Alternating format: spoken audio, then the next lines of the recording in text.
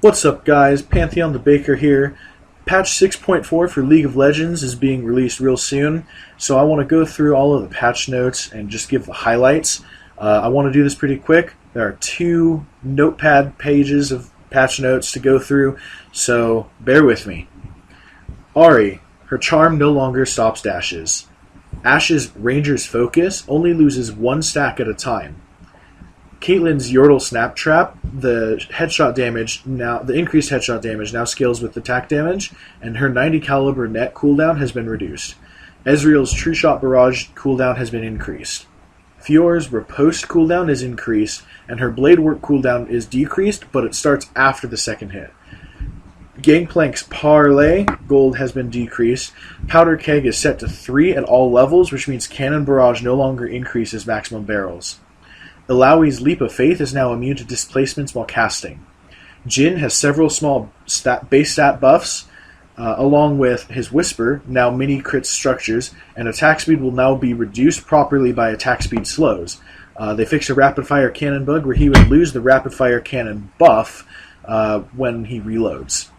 Deadly Flourish marks no longer fall off while casting Deadly Flourish, and it is now considered single target versus champions. Captive Audience now applies Deadly Flourish mark to all champs slowed or damaged. Curtain Call now considered single target versus champs. Katarina's Bouncing Blades damage is no longer reduced on targets after the first one. Kog'Maw's base attack speed has been reduced, and Lucian's The Culling range is slightly reduced. Malphite has lost base health regen, and his ground slam damage has been reduced. Rumble's Electro Harpoon now works on an ammo system. It holds 2 charges, charging 1 per 5 seconds. It generates 10 heat per charge used. The slow has been reduced from 3 seconds to 2 seconds, and it can be cast while silenced by overheat. Ryze's overload damage is increased. Shen's Shadow Dash now affects monsters. Sivir's Ricochet will now crit if the first hit is a critical hit. Tahm Kench's Tongue Lash's hitbox has been reduced, and Abyssal Voyage now has a minimum cast retime, and allies can still join until Tahm Kench disappears into the whirlpool. Udyr's Turtle Stance shield has been reduced, and so has his Phoenix Stance on hit damage. Victor's Death Ray damage has been slightly reduced. Xin Zhao's Battle Cry heal ratio is down, and its attack speed is also reduced. We're on to the items now. Boots of Swiftness, the movement speed has been slightly reduced. Mercury's Tread's tenacity is increased. Manamune now gains 1 mana for every 8 seconds. Muramana is no longer a toggle ability, but it now consumes 3% of your current mana and deals twice that as bonus damage. This only triggers when you have more than 20% maximum mana. Runic Echo's move speed is down.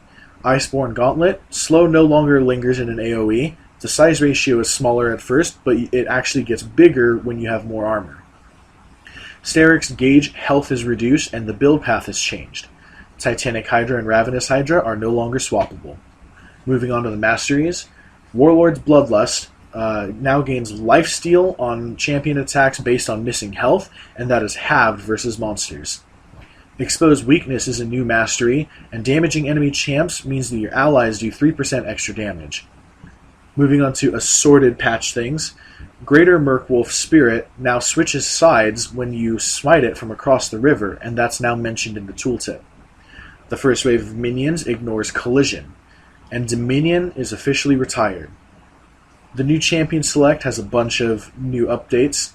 The Champ Grid is accessible at all phases of Champion Select, where you can change your preferred pick at all phases before the final pick. They fixed a mastery bug where renaming wouldn't update properly.